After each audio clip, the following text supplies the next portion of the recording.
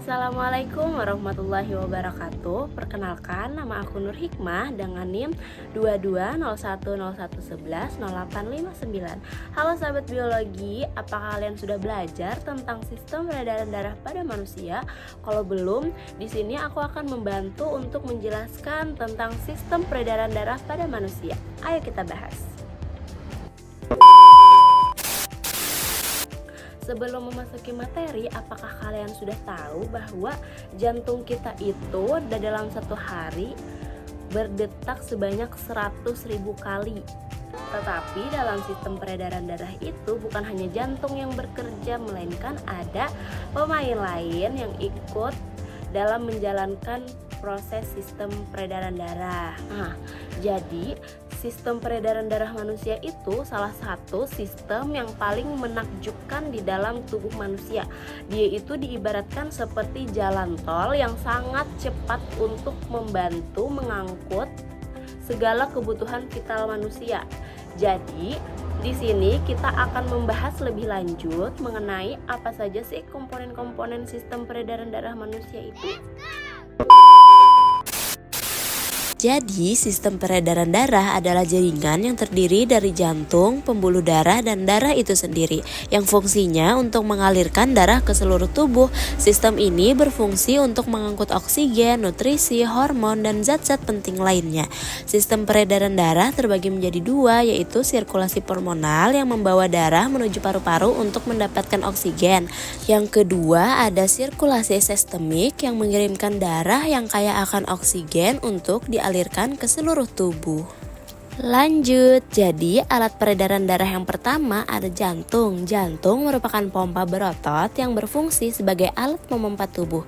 Jantung terdiri dari otot jantung atau miokardium yang bagian luarnya dilapisi oleh selaput jantung atau perikardium yang terdiri dari dua lapisan. Kemudian di antara kedua lapisan tersebut terdapat cairan getah bening yang berfungsi untuk menahan gesekan. Bagian dalam jantung dilapisi oleh endokardium. Otot jantung mendapatkan zat-zat makanan dan oksigen dari darah melalui arteri koroner. Peristiwa ini disebut dengan koronariasis. Jantung terdiri atas 4 ruangan, yaitu 2 atrium dan 2 ventrikel. Nah, untuk atrium atau serambi kanan berfungsi untuk menerima darah dari seluruh tubuh yang mengandung CO2 atau darah kotor. Kemudian atrium atau serambi kiri berfungsi untuk menerima darah dari paru-paru yang banyak mengandung O2 atau darah bersih. Kemudian bagian ventrikel kanan berfungsi menerima darah dari serambi kanan yang kemudian akan dipompa ke paru-paru. Kemudian ventrikel kiri berfungsi untuk menerima darah dari serambi kiri yang kemudian akan dipompa ke seluruh tubuh. Lalu alat peredaran darah yang kedua ada pembuluh darah. Dalam sistem peredaran darah manusia, darah itu selalu mengalir melalui pembuluh darah baik saat keluar maupun saat masuk ke jantung. Oleh karena itu terdapat 2 kelompok utama dalam pembuluh darah.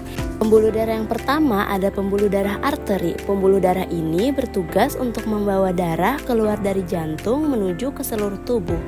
Arteri umumnya terletak lebih dalam di dalam jaringan tubuh untuk melindungi dari kerusakan karena darah yang mengalir di dalamnya berada di bawah tekanan tinggi akibat dorongan langsung dari jantung.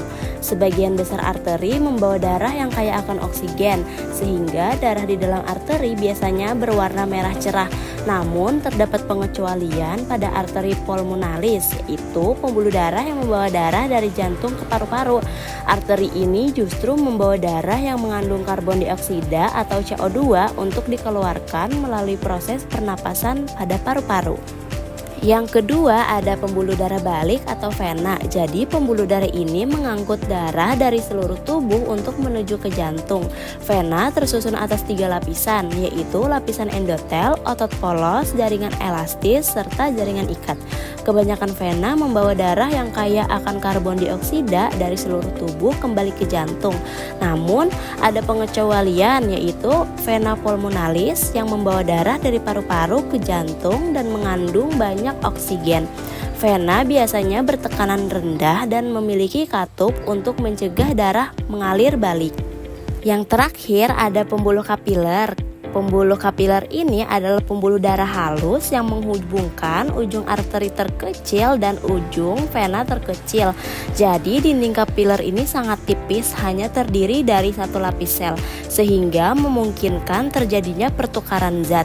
Jadi disinilah oksigen dan nutrisi dari darah disalurkan ke jaringan tubuh, dan karbon dioksida seperti limbah dari sel akan masuk ke darah untuk dibawa kembali ke jantung. Meskipun ukurannya sangat kecil, namun jumlah kapiler di tubuh itu sangat banyak. Panjangnya saja bisa mencapai sekitar 90.000 km pada orang dewasa. Nah, itu tadi pembahasan tentang sistem peredaran darah. Semoga dengan adanya video ini bisa menambah wawasan kita semua. Terima kasih sudah menonton. Bye-bye.